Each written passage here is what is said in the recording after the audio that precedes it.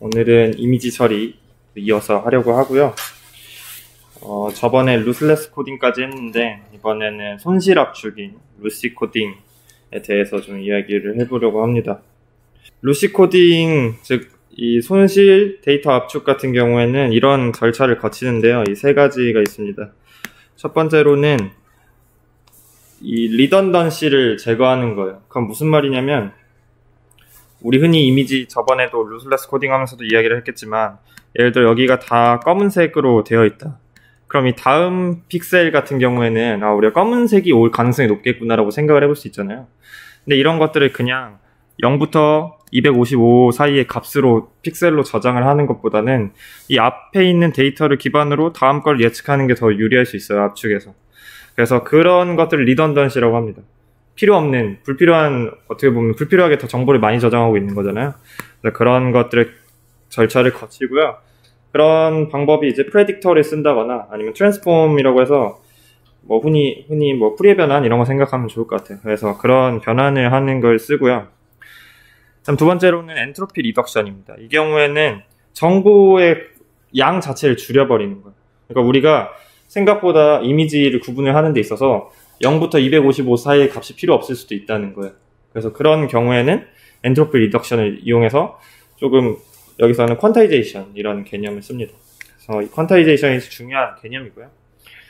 마지막으로는 역시 허프만이나 아리스메틱 코딩 같은 걸 이용해서 루슬레스 코딩을 해서 마지막으로 우리가 여기 이 앞에서 나온 어떤 비트에 인코딩된 결과를 다시 한번 루슬레스 코딩으로 한번 해서 압축을 더 효율적으로 하는 형태로 이루어지게 됩니다. 이미지 컴프레션은 다양한 설명드릴 게 많은데 사실 다 뺐고요. 왜냐면 저도 설명드리기 좀 어렵고 크게 한 퀀타이제이션에 대해서 간단하게 좀 설명을 드리고, 그 다음에 아주 간단한 어프로치로 서브 샘플링과 PCM에 대해서 아주 간략하게 설명을 드릴 거고요. 그 다음 트랜스폼 코딩이라는 것과 JPEG이 어떤 식으로 압축을, 우리 흔히 말하는 JPG 파일이 어떤 식으로 압축을 진행하고 있는지에 대해서 말씀드리려고 합니다. 먼저 퀀타이제이션이란 것들을 말씀을 드려야 되는데, 이 퀀타이제이션은 우리말로는 양자화라고 합니다. 그 말은 무슨 말이냐면, 양자화되어 있다는 거는 이렇게 계단형처럼 되어 있다는 걸 양자화되어 있다고 하거든요. 퀀타이제이션의 가장 좋은 예로 부동소 수점을 생각을 해볼 수가 있어요. 우리가 0.1234 567899 01234 이런 소수를 저장을 하고 싶다고 해서 플롯 F에 이 값을 집어넣으면 이게 다 들어가지 않습니다. 정확하게. 부동소 수점을 표현하는 한계 때문에 그렇거든요. 그래서 뭐 예를 들어 앞에 자리가 잘리고 그다음 뭐 그 뒤에는 0으로 다 변한다거나 아니면은 어쨌거나 이 플롯이나 더블형이 표현할 수 있는 그 실수 그 이상의 정확도를 지닐 수는 없어요. 그거는 사실 어떻게 보면 퀀타이제이션이죠. 원래는 실수는 무한한 범위를 가지고 있고 하나의 점을 찍기가 어려운데 그런 어떤 범위를 우리가 정해가지고 대표값을 갖게 하는 거예요. 그게 바로 퀀타이제이션이고요. 스칼라 퀀타이제이션을 그래서 이용합니다. 스칼라는 어쨌든 보면 크기잖아요. 그래서 어떤 실수에 있는 그런 크기, 이미지의 픽셀의 컬러가 될 수 있겠죠. 그런 컬러들을 특정한 범위에 나눠서 이 RI라는 값으로 대표값을 잡는 거예요.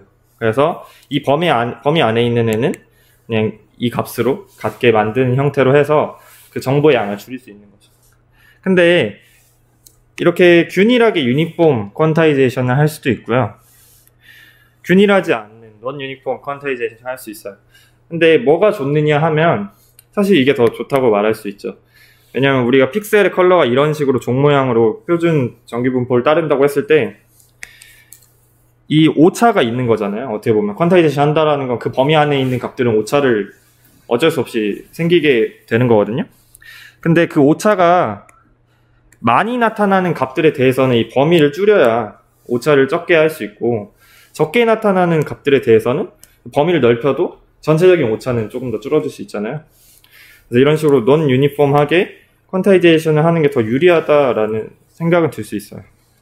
그래서 이 퀀타이제이션 프로블럼에 대해 설명하는데 수식을 보면 좀 머리가 아프니까 간단하게만 설명을 드리겠습니다. 그래서 중요한 건 이거예요. 우리가 퀀타이제이션 한다는 거는 x라는 값을 집어넣어서 퀀타이저에 들어가요. 그래서 yi라는 값으로 나오게 되는 게 이 퀀타이제이션입니다. 그러면 우리가 이 퀀타이제이션 에러를 알고 싶다. 그러면 x와 그 yi 값의 차에 대해서 제곱을 하면 그 분산을 얻을 수 있잖아요. 그걸 전부 다 더하는데, 근데 그 x라는 값이 얼마나 나오는지도 또 알아야 돼요. 그래서 이거는 이 fx는 pdf 그 확률 누적 함수라고 생각을 하면 될 것 같고요. 그래서 이 x가 얼마나 나타났는지랑 그 다음 x가 퀀타이전 됐을 때 그 차이의 값의 제곱을 전부 다 각각의 그 범위에 대해서 더하면 오류를 얻을 수 있다는 거죠. 그리고 이 레이트 같은 경우는 이 fx에 대해서 그 x를 표현할 수 있는 값이 있을 거예요.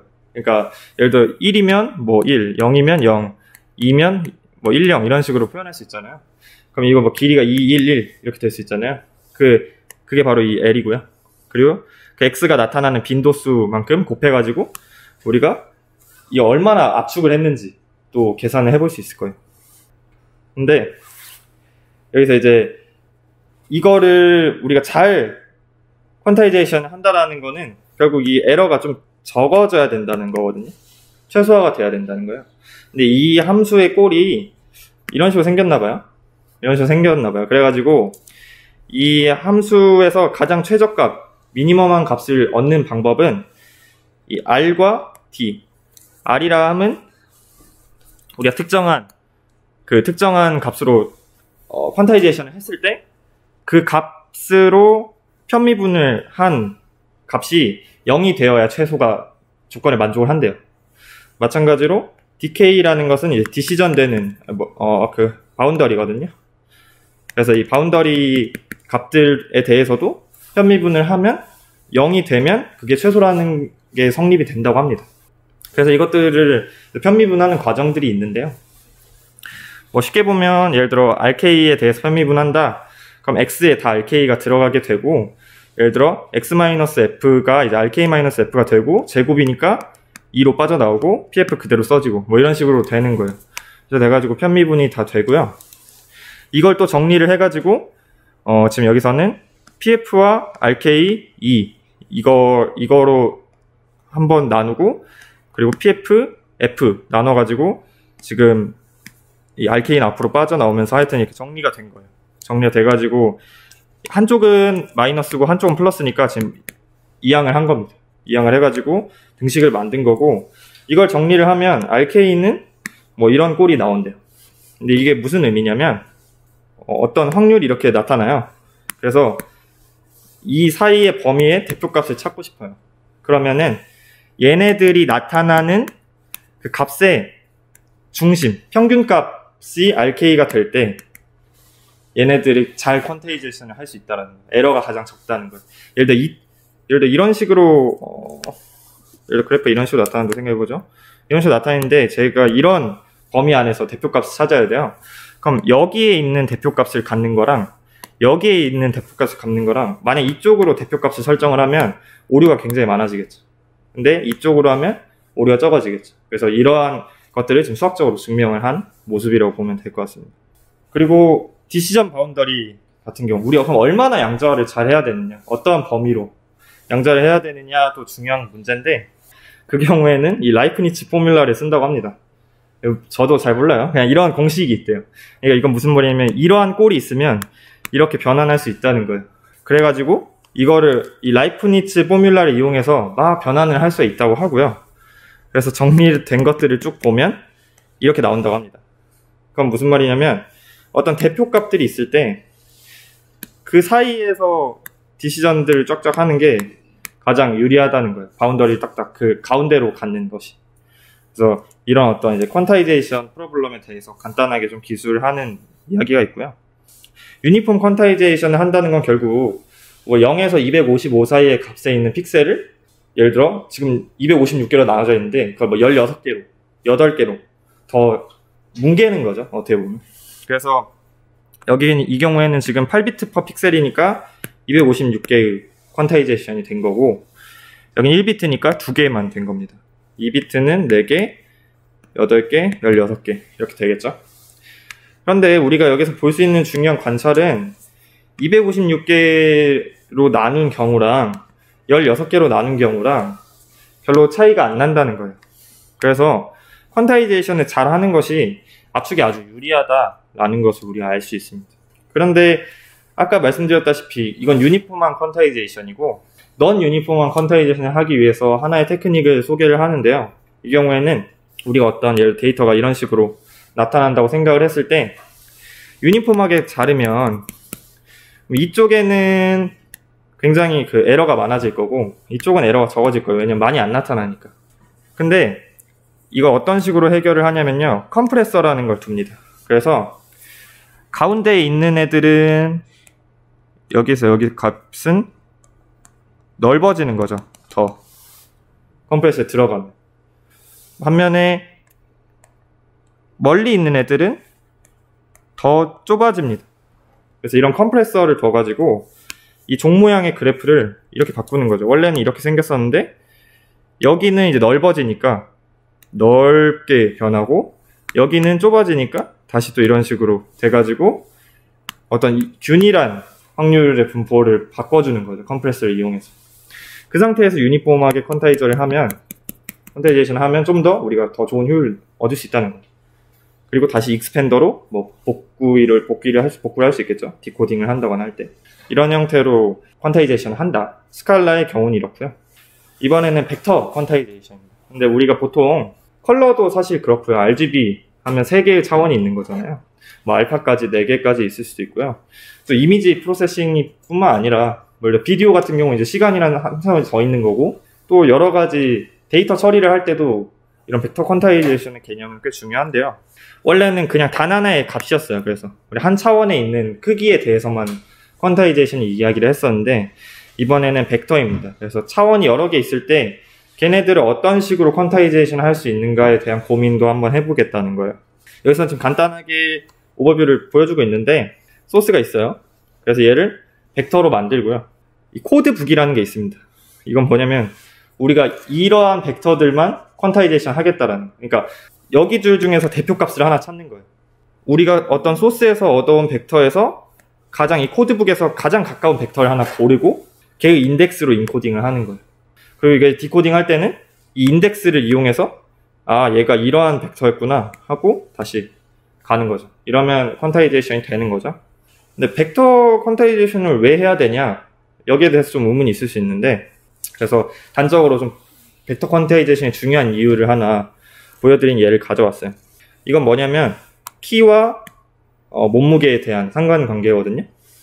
그래서 우리가 사람이 보통 뭐 키가 이게 인치래요. 그래서 40인치부터 80인치까지 있는 X축이 있고 그 다음에 이 파운드인가요? 그래서 40파운드부터 215파운드까지 여기 사이에 사람들이 막 들어가겠죠. 그러면은 이걸 스칼라 퀀타이제이션을 하면 이런 점들이 이렇게 나뉜다는 거예요. 근데 이게 이제 퀀타이제이션 한 거니까 어쨌거나 여기들의 균일하게 값들이 분포해야 되잖아요.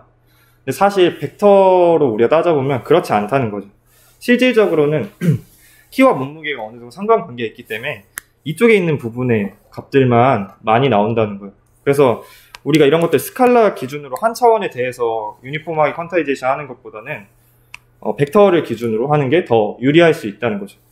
벡터 퀀타이제이션은 어떤 식으로 하냐면 간단하게 말하면 그냥 우리가 퀀타이제이션 할 값들을 마찬가지로 정해놓고 걔와 가까우면 그냥 걔를 쓰는 거예요. 그래서 코드북이 지금 이렇게 있습니다. 0,0, 2,1, 1,3, 1,4 이렇게 있을 때 시그널이 0,1, 2,3, 2,0 들어왔어요. 그러면 0,1과 가장 가까운 애를 코드북에 찾습니다. 이 경우에는 이제 유클리디안 거리를 쓴다. 그러면은 이 얘네들을 제곱해가지고 빼면 되겠죠. 그 피타고라스 정리에서 하는 것처럼. 그래서 0,1은 0,0에 가장 가까워. 그래서 1번으로 인코딩을 하고요. 그 다음에 2,3 같은 경우는 3번이니까 1,3이랑 가장 가깝더라. 그래서 3번. 그 다음에 2,0은 2,1과 가장 가깝더라. 2번. 그래서 이걸 다시 디코딩하면 0,0, 1,3, 2,1이 되고 에러는 이렇다는 거죠. 실제로 완전히 복구할 수는 없겠죠. 근데 어쨌거나 이런 식으로 하면 좀 더 퀀타이제이션이 되고 컴프레션이 된다 라는 것을 기억하면 좋을 것 같고요. 그리고 BQ 파티셔닝도 합니다. 그래서 이 경우에는 특히 좀 데이터 처리 같은 거 할 때 많이 쓰이는 알고리즘을 쓰는데요. 그 KNN 네이버, 니어리스트 네이버나 뭐 그런 것들을 쓰는 개념입니다. 그래서 벡터를 나눈다는 건 결국 공간을 나눈다는 거기 때문에 우리 이렇게 유니폼하게 나눈 것보다는 이런 식으로 뭔가 넌 유니폼하게 더 효율적으로 나눌 수 있는 방법을 찾으면 좋다는 거예요. 그래서 뭐 알고리즘은 이렇다고 하는데요. 간단하게만 좀 설명을 드리면 그냥 임의, 예를 들어 4개의 공간으로 나눈다. 임의의 점 이렇게 4개를 씁니다. 그리고 여긴 지금 이제 각각의 데이터거든요. 이 데이터들이 4개의 점 중에 가장 어디가 가까운지를 확인을 하는 거예요. 그러면은 수학적으로 그냥 이걸 계산을 할 수 있기 때문에 예를 들어 여기 안에 있는 범위 안에 있는 애들은 다 이 점이 가장 가깝습니다. 또 여기 범위 안에 있는 애들은 이 점이 가장 가까운 거고요. 이런 식으로 해서 범위를 나눌 수가 있잖아요. 근데 이거는 잘 나눠진 범위는 아닐 거예요. 그렇기 때문에 어떤 식으로 가냐면 예를 들어 여기 있는 애들, 이 범위 안에 있는 애들 중에 평균값을 구합니다. 대충 이쯤 되겠죠? 그러면은 다음 세대에선 이렇게 옮겨가는 거죠. 옮겨가가지고 다시 또 범위를 나누고 거기 안에 있는 애들끼리 또 평균값을 만들어가지고 또 움직이고 그런 식으로 해서 계속 좀 더 효율적인 공간을 나누는 거예요. 그렇게 해서 이 어느 순간 가다 보면 이 점이 움직이지 않는 순간이 옵니다. 점들이. 그런 순간이 딱 왔을 때 어떤 스레시홀드 안쪽으로 더 이상 이제 안 움직일 때 공간 나누는 게 끝났다 하고 이걸 기준으로 파티셔닝을 하면, 즉 퀀타이제이션을 하면 더 유리할 수 있지 않을까 이런 생각을 하는 거고, 이런 식으로 기법을 쓴다고 합니다. 그래서 이 VQ 결과를 조금 보여드리려고 하는데요. 이 경우에는 지금 2 곱하기 2 블록을, 그러니까 그럼 이미지를 도대체 벡터 퀀타이제이션 어떻게 하느냐 하면 블록으로 나누는 거예요. 블록으로. 그러면은 2 곱하기 2면 4개의 픽셀이잖아요. 이 4개의 픽셀이 하나의 벡터라고 보는 거예요. 그런 식으로 해서 퀀타이제이션을 하게 되고요. A 같은 경우는 2 곱하기 2, 즉 4개의 픽셀을 32개의 코드북, 32개의 벡터 종류로 퀀타이제이션 한 겁니다. 그래서 이렇게 보이고, 그 다음에 B는 뭐 2 곱하기 2에 16, 4 곱하기 4에 256, 이런 식으로 각각의 결과들을 볼 수 있고요. 생각보다 이 A 정도만 돼도 꽤 괜찮죠. 그래서 이런 벡터 퀀타이제이션을 통해서 좀 더 압축을 해볼 수 있는 그런 철학이 있다. 이해하시면 좋을 것 같고요. 그 다음 아주 단순한 컴프레션의 기법 중에 하나로 서브샘플링이 있습니다. 이건 그냥 말 그대로 그냥 나눠버리는 거예요. 2로 나눈다 그러면 이 4개의 픽셀 중에 하나를 그냥 대표값으로 얻어가지고 퉁 치는 거죠. 그래서 이런 식으로도 압축을 할 수 있고, 이것도 어떻게 보면 압축이죠, 일종의. 너무 단순하고 효율이 기가 막히진 않습니다. 왜냐하면 4번으로만 나눠도 이렇게 화면 보기 안 좋아지게 변하기 때문에. 그리고 펄스 코드 모듈레이션이라는 것도 있다고 해요. 그래서 이거 같은 경우는 이렇게 일단은 퀀타이제이션을 해요. 1비트로 퀀타이제이션을 해서 이 회색과 약간 밝은 회색과 어두운 회색으로 퀀타이제이션을 하고, 그 다음에 원본을 가지고 또 1비트짜리 노이즈를 만든다고 해요. 노이즈를 만들어가지고 이 2개를 더하거나 빼는 거예요. 이 2개를 이제 인코딩해서 보내고요, 어딘가에. 이 받은 사람은 이 2개를 빼는 거예요. 그래서 이렇게 이미지를 다시 복구합니다. 그래서 실제로는 지금 1비트짜리로 2개 이미지 만들어가지고 굉장히 저렴한 비용으로 만들었는데 좀 노이즈가 보이긴 하지만 그래도 이 1비트짜리로 그냥 만든 것 치고는 꽤 재현이 된다는 거죠, 은근히. 그래서 이런 방식으로 좀 컴프레션을 하는 경우도 있습니다. 그리고 또 중요한 건 트랜스폼 코딩입니다. 이 트랜스폼 코딩 같은 경우는 JPEG에서 쓰이는 방식이고요. 트랜스폼이라는 게 변환한다는 거잖아요. 그래서 쉽게 말하면 기저를 이용해서 변환을 한다라고 보시면 좋을 것 같고요. 어떤 이미지 블록이 있습니다.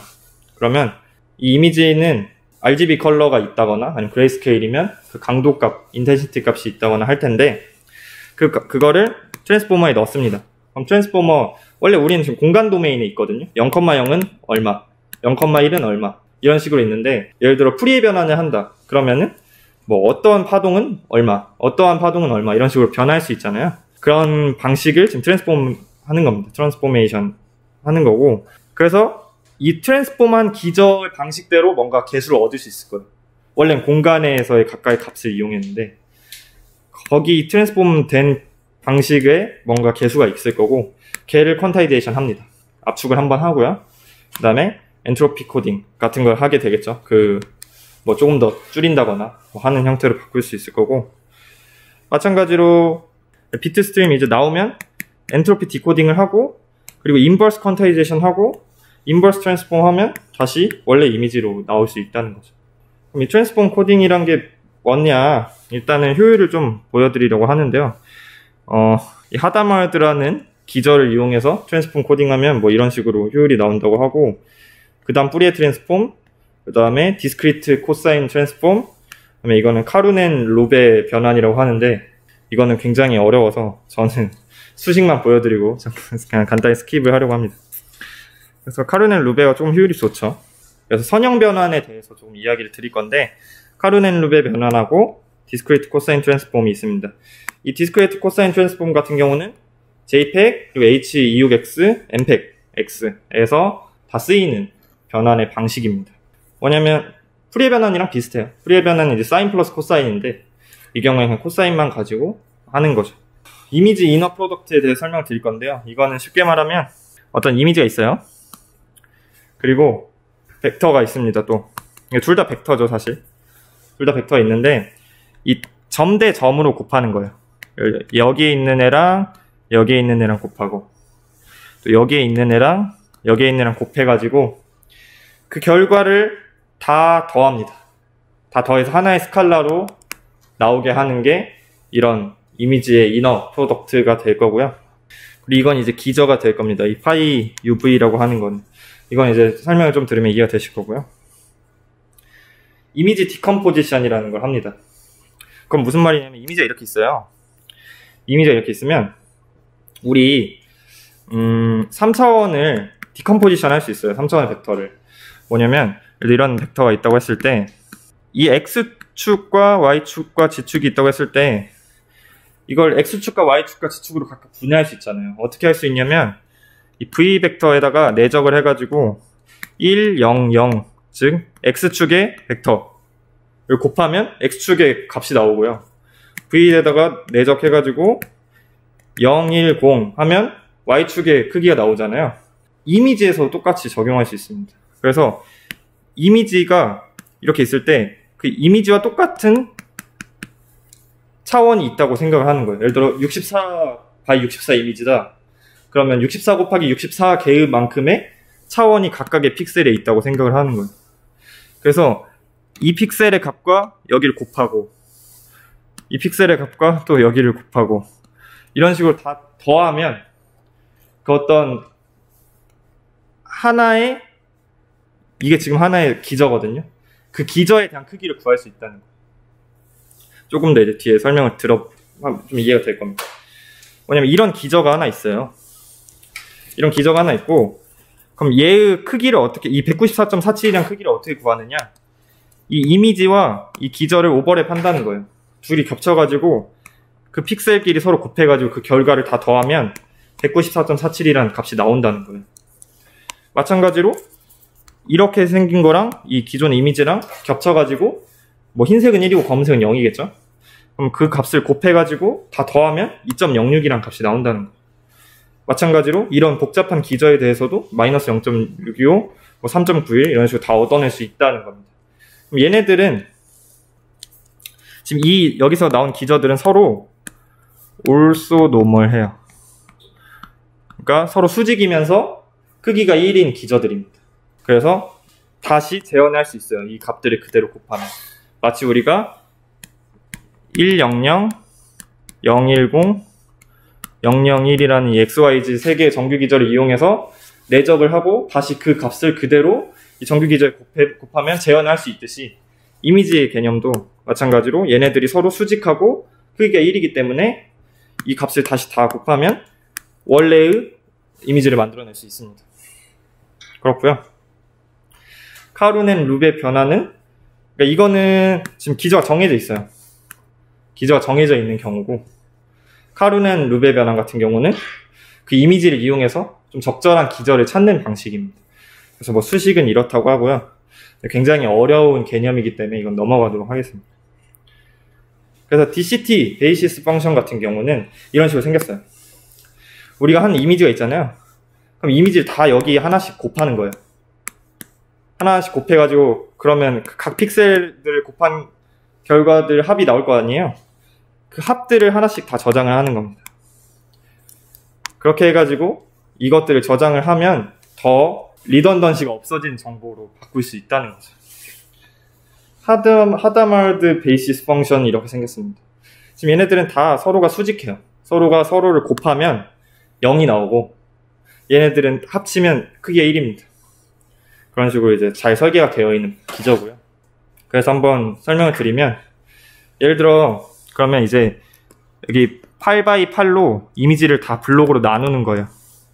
나눈 다음에 아까 그 기저 또 64개가 있잖아요. 8x8에 다 곱해요. 곱해가지고 그것들의 그 덧셈 결과들을 다 얻어가지고 그럼 똑같이 8x8의 픽셀에 대한 값 대신에 이제 64개의 그 코이피션트가 나와요. 이런 식으로 하면. 이런 식으로 해서 각각의 8x8 블록들에 대해서 다 이걸 나눠서 64개의 코이피션트로 변환을 해서 저장하게 되고요. 근데 우리 퀀타이제이션 해야 되잖아요. 그렇기 때문에 8개의 그 중에 가장 큰 코이피션트만 얻어내게 됩니다.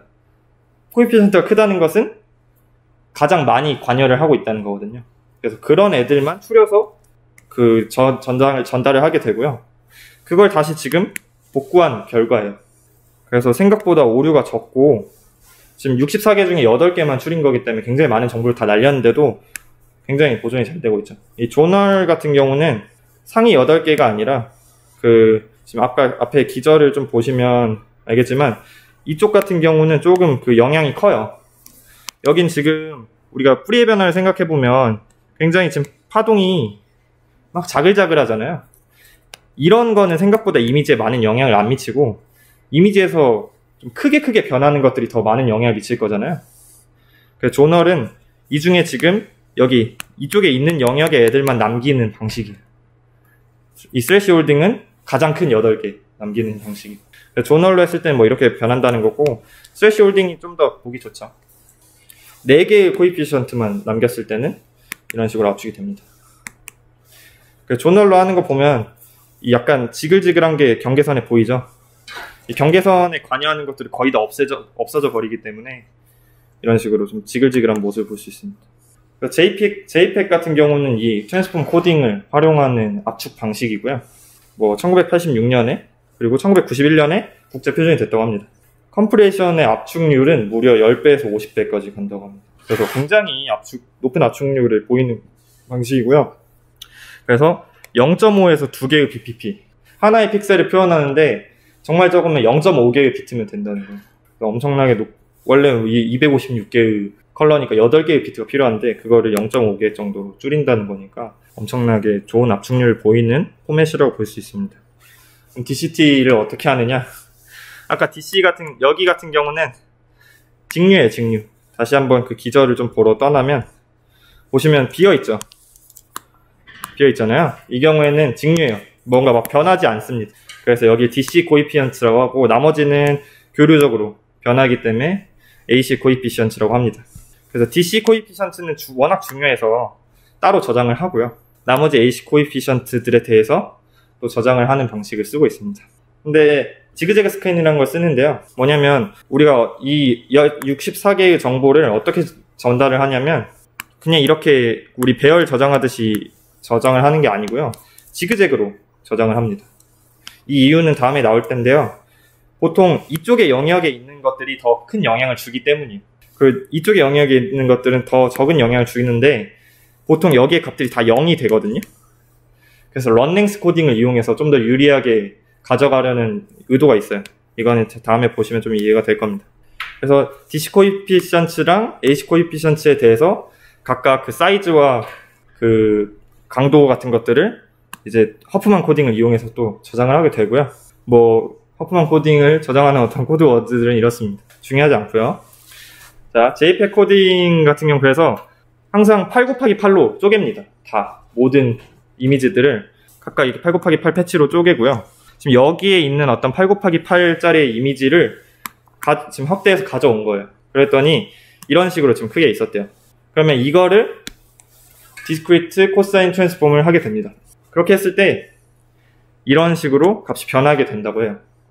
그러면 여기는 아주 크고 나머지 값들은 점점 작아지는 형태로 좀 볼 수가 있고요.